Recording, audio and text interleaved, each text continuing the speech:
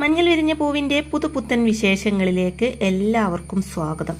അങ്ങനെ മല്ലികാമ പോലീസിന്റെ കസ്റ്റഡിയിലാണെന്നുള്ള വിവരം ചിത്രയെ അറിയിക്കാൻ തീരുമാനിക്കുകയാണ് നിരഞ്ജനയും ശ്രീജയും കൂടി. എന്തായാലും അവളോട് പറയാം, അവൾ ഇറങ്ങട്ടെ. ഇത് അഞ്ജനാമയ്ക്കെതിരെയുള്ള നീക്കം. ആദ്യം അച്ചമ്മ, പിന്നെ ആരൊക്കെ എടുക്കുന്ന ആർക്കറിയാം. ചിത്തിരിയെ വരെ കൊടുക്കാൻ അവർ തയ്യാറാകും, ആ സ്ത്രീ എന്നാണ് എനിക്ക് തോന്നുന്നത് എന്നൊക്കെ നിരഞ്ജന പറയുമ്പോൾ, അവരുടെ ലക്ഷ്യം എന്താണെന്ന് ഇപ്പോഴും മനസ്സിലാവാത്തതെന്ന് ശ്രീജയും പറയുമ്പോൾ, ഈ കുടുംബത്തെ തകർക്കുക. എൻ്റെ അച്ചമ്മയാണ് അവരെ ഇറക്കിയതെന്ന് ആദ്യം ഞാൻ സംശയിച്ചത്. അല്ല, അച്ചമ്മയല്ല, അവരുടെ പിന്നിൽ മറ്റാരോ ഉണ്ടെന്ന് പറയുന്നുണ്ട് നിരഞ്ജന. നമുക്കൊരു വക്കീലിനെ ഏർപ്പാടാക്കേണ്ടതെന്ന് ശ്രീജ ചോദിക്കുമ്പോൾ, അതിനു മുമ്പ് ചിത്തിര വരട്ടെ, ചിത്തിര തീരുമാനിക്കുന്നത് പോലെ ചെയ്യാം. ഓട്ടോ മാമനും വിവരം അറിയിക്കാം, എല്ലാവർക്കും കൂടെ തീരുമാനിക്കാം. കാരണം ഇത് നിസ്സാര കേസല്ല, കൊലക്കേസാ. നമ്മൾ ഇത് സൂക്ഷിച്ച് കൈകാര്യം ചെയ്യണം, അല്ലെങ്കിൽ പെടുന്നു പറയുന്നുണ്ട് നിരഞ്ജന. അതിനുശേഷം ചിത്തിര ആ വിവരങ്ങളൊക്കെ അറിഞ്ഞ് മല്ലികാമയെ കാണാൻ വേണ്ടി സ്റ്റേഷനിൽ വെയിറ്റ് ചെയ്യാൻ കേട്ടോ. അപ്പോൾ അതേസമയം CI വന്നിട്ട് എന്ത് വേണം ചോദിക്കുമ്പോൾ അച്ചമ്മയെ കാണണം ചിത്തിര പറയുന്നതും, കാണാൻ പറ്റില്ല CI പറയുന്നതും ചിത്തിര പറയുന്നുണ്ട്. എന്നാൽ പിന്നെ ഞാൻ നേരിട്ട് ചെന്ന് എൻ്റെ നാട്ടുകാരോട് വിവരം പറയാം, അപ്പോൾ അവർ എല്ലാവരെയും കൂട്ടി ഇങ്ങോട്ട് വരും, അപ്പോൾ നിങ്ങൾക്ക് കാണിച്ചു തരേണ്ടി വരും എന്നൊക്കെ പറയുമ്പോൾ, ഭീഷണിയാണോ എന്ന് CI ചോദിക്കുന്നതും, ആണെന്ന് കൂട്ടിക്കോ എന്ന് പറയുന്നുണ്ട് ചിത്തിര. അപ്പോഴേക്കും റസിയ അങ്ങോട്ടേക്ക് വന്നിട്ട് എന്താ ഇവള് പറയുന്നതെന്ന് ചോദിക്കുമ്പോൾ, അച്ചമ്മയെ കാണണമെന്ന്, സമ്മതിച്ചില്ലെങ്കിൽ ആളെയും കൂട്ടി വരും എന്ന്.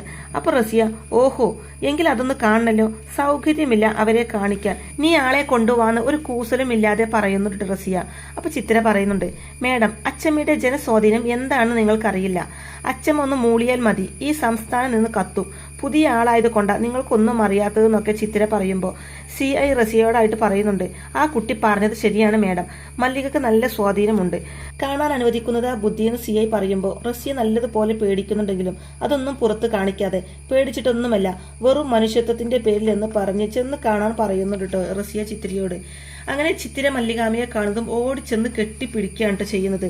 തുടർന്ന് അച്ചമ്മയെ ഇവർ ജയിലിലടക്കാൻ പോവുകയാണോ എന്ന് ചോദിക്കുമ്പോൾ, അതെന്ന് പറയുന്നുണ്ട് മല്ലികാമ. അതിന് അച്ചമ്മ ഒരു തെറ്റും ചെയ്തിട്ടില്ലല്ലോ എന്ന് ചിത്തിര പറയുമ്പോൾ, ചെയ്തു എന്ന് വരുത്തി തീർക്കാനാണ് ഇവർ ശ്രമിക്കുന്നത് എന്ന് പറയുന്നുണ്ട് മല്ലികാമ. ഇതിൽ നിന്ന് എങ്ങനെ അച്ചമ്മയെ രക്ഷപ്പെടാൻ പറ്റാൻ ചിത്തിര ചോദിക്കുമ്പോൾ, ഒരു വഴിയുണ്ട്, നീ വിചാരിച്ചാൽ പറ്റുന്ന മല്ലികാമ പറയുന്നതും, ഞാൻ എങ്ങനെയാണെന്ന് ചിത്തിര തിരിച്ചു ചോദിക്കുന്നതും, എനിക്കെതിരെ ഇങ്ങനെ ഒരു അനീതി നടക്കുന്നുണ്ട് എന്ന് ജനം അറിയണം, അവർ പ്രതികരിക്കട്ടെ. ജനം എനിക്ക് വേണ്ടി ഇറങ്ങിയാൽ ഒരു റസിയക്കും പിന്നെ എന്നെ ഒന്നും ചെയ്യാൻ കഴിയില്ല. ഓൺലൈൻ മീഡിയ മുഴുവനും റസിയ ചെയ്ത ഈ കൊള്ളരുതായ്മ വരണം. അങ്ങനെയൊരു ക്യാമ്പയിൻ എനിക്ക് വേണ്ടി നീ സംഘടിപ്പിക്കണം. അതിന് നിനക്ക് കഴിഞ്ഞാൽ എനിക്ക് രക്ഷപ്പെടാൻ പറ്റുമെന്ന് പറഞ്ഞു കൊടുക്കുന്നുണ്ട് മല്ലികാമ. അപ്പോൾ എല്ലാം കേട്ട് കഴിഞ്ഞതിന് ശേഷം ചിത്തിര പറയുന്നുണ്ട്, അച്ചമ്മ പേടിക്കണ്ട, ഞാനത് ചെയ്തോളാം, ഡേസി ചേച്ചിയോടും പറയാമെന്ന് പറയുന്നുണ്ട് ചിത്തിര. എനിക്ക് ഉറപ്പുണ്ട് ഞാൻ നിരപരാധിയാണെന്ന്, അതുകൊണ്ട് എനിക്ക് ആരെയും പേടിയില്ല.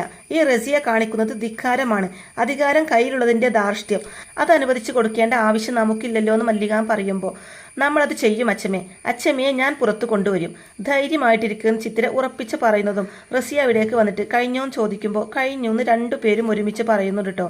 എന്നാൽ പോവാലോ എന്ന് റസിയ ചോദിക്കുമ്പോൾ, പോവാനാ പോണത്, എൻ്റെ അച്ചമ്മയെ പുറത്തിറക്കാനുള്ള വഴി നോക്കാന്ന് ചിത്തിര മറുപടി പറയുന്നതും, അതെങ്ങനെ കഴിയാനാടി, നിന്റെ അച്ചമ്മയെ ഇനി കാണണമെങ്കിൽ നിനക്ക് സെൻട്രൽ ജയിലിൽ പോവേണ്ടി വരുന്ന റസിയ പറയുമ്പോൾ, ചിത്തിര പറയുന്നുണ്ട്, എൻ്റെ അച്ചമ്മയെ ഞാൻ വീട്ടിലിരുന്ന് തന്നെ കാണും, അതിലാർക്കും ഒരു സംശയവും വേണ്ട. അഥവാ സംശയമുണ്ടെങ്കിൽ അത് ഇന്ന് തന്നെ തീരുന്ന റസിയയുടെ മുഖത്ത് നോക്കി വെല്ലുവിളിച്ചിട്ടാണ് കേട്ടോ ചിത്തിര അവിടെ ഒന്നും പോകുന്നത്. അങ്ങനെ ചിത്തിര പോയതിനു ശേഷം മല്ലികാമ റസിയയോടായിട്ട് പറയുന്നുണ്ട്, എൻ്റെ കൊച്ചുമോള, എന്നേക്കാൾ സ്പിരിറ്റ് അവൾക്ക് എന്ന് പറയുന്നുണ്ട് മല്ലികാമ. അതിനുശേഷം കാണിക്കുന്നത് മുഖ്യമന്ത്രി പിയോടായിട്ട്, എന്താണിപ്പോൾ ആ മല്ലികയുടെ കേസിൽ നടക്കുന്നത്, പല പത്രക്കാരും എന്നെ വിളിക്കുന്നുണ്ട് പ്രതികരണത്തിന് വേണ്ടി, ഞാൻ ഒഴിഞ്ഞു മാറി, സത്യം എന്താണെന്ന് അറിയാതെ ഞാൻ എങ്ങനെയാ പ്രതികരിക്കുന്നതെന്നൊക്കെ മുഖ്യമന്ത്രി പറയുമ്പോൾ, ന്യായം മല്ലികയുടെ ഭാഗത്ത് തന്നെയാണെന്ന ജനങ്ങൾ വിശ്വസിക്കുന്നത്. മല്ലികാമയാണെങ്കിൽ നിരാഹാരവും തുടങ്ങി. അതല്ല ഇപ്പോഴത്തെ പ്രശ്നം, മല്ലികക്ക് അനുകൂലമായി സോഷ്യൽ മീഡിയയിൽ ക്യാമ്പയിൻ തുടങ്ങിക്കഴിഞ്ഞു. 10,000-കണക്കിന് മനുഷ്യരാ അതിൽ പങ്കെടുക്കുന്നത്.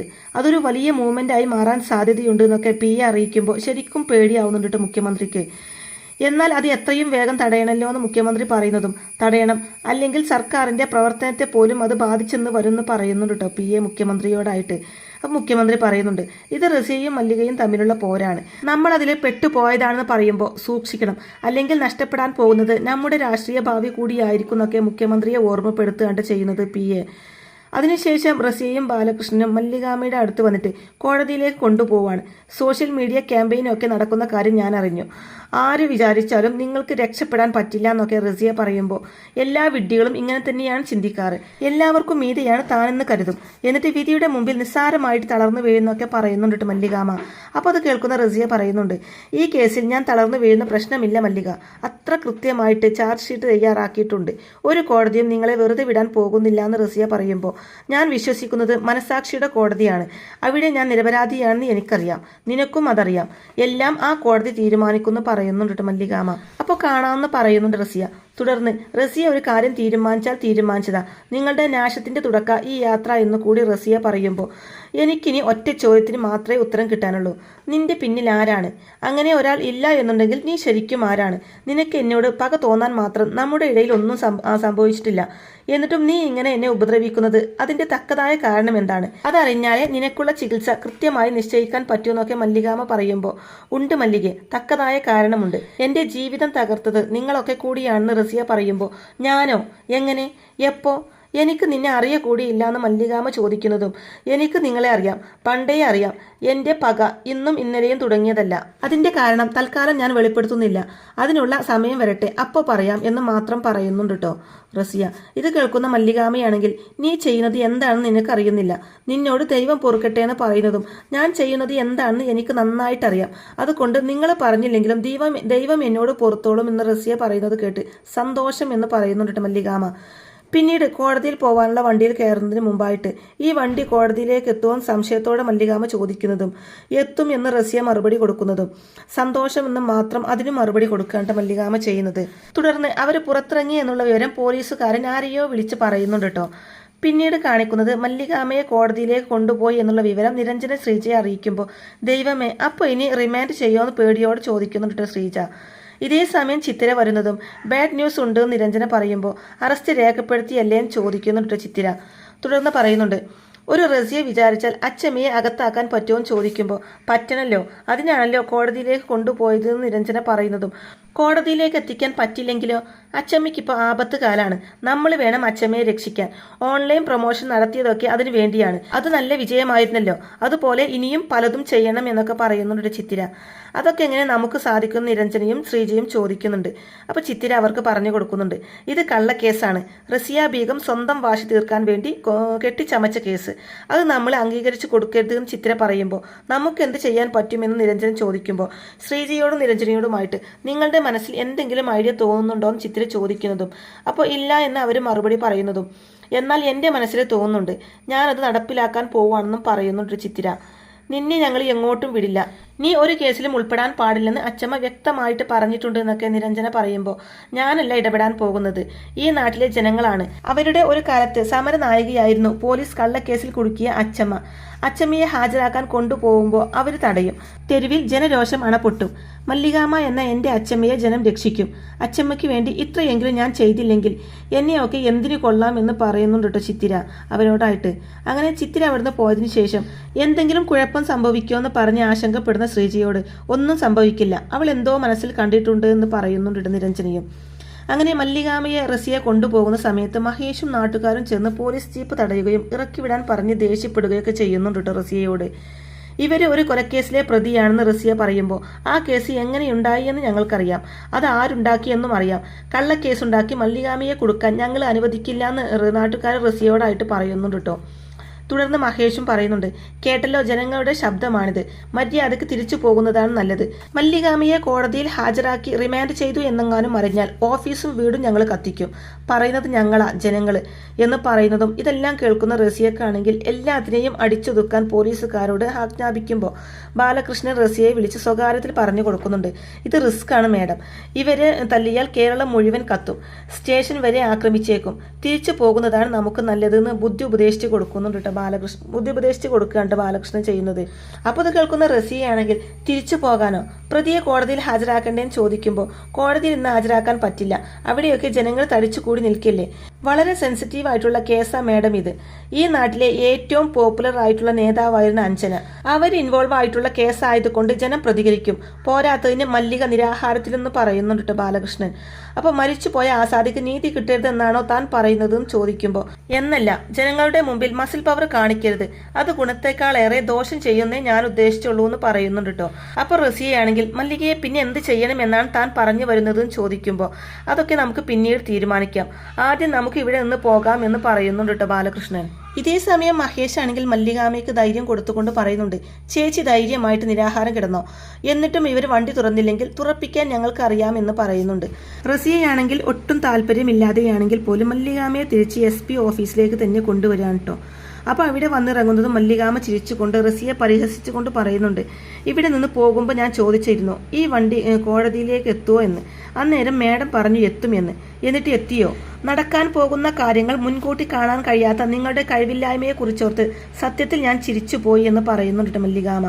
അപ്പോൾ ഇതൊക്കെ കേൾക്കുന്ന റസിയയാണെങ്കിൽ മജിസ്ട്രേറ്റിന്റെ വീട്ടിൽ നിങ്ങളെ ഹാജരാക്കും, രാത്രിയാകട്ടെ, അപ്പോഴും ഉണ്ടാകോ ഈ വണ്ടി തടഞ്ഞവര്, എങ്കിൽ എനിക്കതൊന്ന് കാണണം എന്ന് പറഞ്ഞുകൊണ്ട് വാശിയോടെ നിൽക്കുമ്പോൾ മല്ലികാമ പറയുന്നുണ്ട്, അപ്പോഴും ഉണ്ടാകും എനിക്ക് വണ്ടി.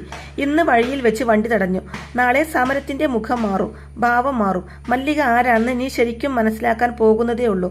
നിന്റെ ഈ തൊപ്പിയും അധികാരവും ഒന്നും ജനങ്ങളുടെ മുകളിലല്ല റസിയ, ജനമാണ് വലുത്, അവരാണ് ശക്തി, അവരുടെ ശക്തിയാണ് എൻ്റെ കൂടെയുള്ളത്, അവരെ ജയിക്കാൻ നിന്റെ യൂണിഫോമിന് കഴിയില്ല എന്നൊക്കെ മല്ലികാമ പറയുന്നതും ഇതൊക്കെ കേട്ടിട്ടും റസിയക്ക് ഒരു കൂസലും ഇല്ലാട്ടോ. നാളെ നേരം വെളുക്കുമ്പോൾ നിങ്ങൾ ജയിലിലായിരിക്കുമെന്ന് പറയുമ്പോൾ അത് നടന്നാലല്ലേ ഞാൻ നിരാഹാരം കിടക്കാൻ പോവുക, അതും വാർത്തയാകും, കേരളം ഇരമ്പും, നിനക്കതിന് മറികടക്കാൻ പറ്റില്ല എന്ന് മല്ലികാമ തിരിച്ച് പറയുന്നുണ്ട് കേട്ടോ. അപ്പോൾ ഉടനെ തന്നെ റസിയയാണെങ്കിൽ നിരാഹാരം കിടക്കാൻ പറ്റില്ലെങ്കിലോ എന്ന് ചോദിക്കുമ്പോൾ എൻ്റെ ശരീരം, എൻ്റെ തീരുമാനമാണ് നിരാഹാരം കിടക്കണോ വേണ്ടയോ എന്നത്, ഞാൻ ഏത് തീരുമാനിക്കേണ്ടത് റസിയ എന്ന് മല്ലികാമ ചോദിക്കുമ്പോൾ എങ്കിൽ എനിക്കതൊന്ന് കാണണല്ലോ, ഇവരുടെ നിരാഹാരം തുടക്കത്തിൽ തന്നെ നാരങ്ങാ വെള്ളം കൊടുത്ത് ഞാൻ അവസാനിപ്പിച്ചേക്കാന്ന് പറഞ്ഞുകൊണ്ട് കൊണ്ടുപോവാണ് മല്ലികാമയെ. അതിനുശേഷം നാരങ്ങാ വെള്ളം കൊടുത്തുകൊണ്ട് മല്ലികാമയോട് അത് കുടിക്കാൻ റസിയ പറയുമ്പോൾ അപ്പോൾ വേണ്ടാന്ന് മല്ലികാമ പറയുമ്പോഴും കുടിക്കാൻ പറഞ്ഞ് റസിയ വീണ്ടും നിർബന്ധിക്കുന്നുണ്ടെങ്കിലും അതൊന്നും മല്ലികാമ ചെവി കൊള്ളുന്നില്ല കേട്ടോ. ആ ഗ്ലാസ് തട്ടിത്തെറിപ്പിക്കുകയാണ് മല്ലികാമ ചെയ്യുന്നത്. അപ്പോൾ ഇത് കാണുന്ന റസിയ ദേഷ്യത്തോടെ മല്ലികാമയുടെ നേരെ കൈയോങ്ങുന്നതും മല്ലികാമ ആ കൈ തടഞ്ഞുകൊണ്ട് പൊട്ടിത്തെറിച്ചുകൊണ്ട് പറയുന്നുണ്ട്, നിന്റെയൊക്കെ കളി തീർക്കാനുള്ളതല്ല എൻ്റെ തടി, എന്നെ തല്ലാമെന്ന് ഇവിടെ ഒരുത്തിയും വിചാരിക്കേണ്ട, പുറത്തിറങ്ങി നടക്കാൻ പറ്റില്ല ആർക്കും, മല്ലികയെ വെറുതെ ദേഷ്യം പിടിപ്പിച്ചാൽ അത് താങ്ങാനുള്ള ശേഷി ഉണ്ടാവില്ല നിങ്ങൾക്കൊന്നൊക്കെ പറയുമ്പോൾ അപ്പോൾ അത് കാണുന്ന CI ആണെങ്കിൽ റസിയെ ഉപദേശിക്കുന്നുണ്ട്, തൽക്കാലം നമുക്കിത് വിടാം മേഡം, എന്തായാലും ചാർജ് ഷീറ്റ് റെഡിയാക്കി വെച്ചിരിക്കല്ലേ, റിമാൻഡ് ചെയ്യാലോ, പിന്നെന്താണെന്ന് പറയുമ്പോൾ റസിയ ഒന്നടങ്ങി അവിടെ ഒന്നും പോവാൻ കേട്ടോ. ഇതേ സമയം ഇവിടെ ചിത്തിര നിരഞ്ജനയോട് റസിയെ വീണ്ടും തോറ്റു അല്ലേ എന്ന് ചോദിക്കുമ്പോൾ തോറ്റോ, കോടതിയിൽ ഹാജരാക്കി റിമാൻഡ് ചെയ്യാൻ പറ്റില്ല എന്നുള്ളത് നേരാണ്, അതുകൊണ്ട് കേസ് അവസാനിച്ചു എന്ന് പറയാൻ പറ്റില്ലല്ലോ, രാത്രിയിൽ രഹസ്യമായിട്ട് മജിസ്ട്രേറ്റിന്റെ വീട്ടിലെത്തിച്ച് റിമാൻഡ് ചെയ്യാലോ, അതിനു വേണ്ടിയാണെങ്കിലോ അവർ കാത്തിരിക്കുന്നത് നിരഞ്ജന പറയുമ്പോൾ ശ്രീജയും ഈ അഭിപ്രായത്തിൽ അനുകൂലിക്കുന്നുണ്ട് കേട്ടോ. അപ്പോൾ ഉടനെ തന്നെ ചിത്ര പറയുന്നുണ്ട്, നമ്മുടെ നാട്ടിലെ ഏറ്റവും വലിയ ശക്തി ആരാ? ജനമല്ലേ അത്, ആ ജനമല്ലേ നമ്മുടെ കൂടെ നിൽക്കുന്നത്, ആ ജനത്തിന്റെ കണ്ണു വെട്ടിച്ച് അവർക്ക് എന്ത് ചെയ്യാൻ പറ്റുമെന്നാണ് നിങ്ങൾ ഈ പറയുന്നതെന്ന് ചോദിക്കുന്നുണ്ട് കേട്ടോ ചിത്തിര നിരഞ്ജനയോടായിട്ട്. അപ്പോൾ ഇങ്ങനെയൊക്കെയുള്ള നല്ല അടിപൊളി എപ്പിസോഡുകളൊക്കെയാണ് ഇനി വരാനിരിക്കുന്നത്. അപ്പോൾ ഈ റിവ്യൂ ഇഷ്ടമായിട്ടുണ്ടെങ്കിൽ വീഡിയോ ലൈക്ക് ചെയ്യാനും ചാനൽ കൂടി ഒന്ന് സബ്സ്ക്രൈബ് ചെയ്ത് സപ്പോർട്ട് ചെയ്യാനും മറക്കല്ലേ ഫ്രണ്ട്സ്. താങ്ക്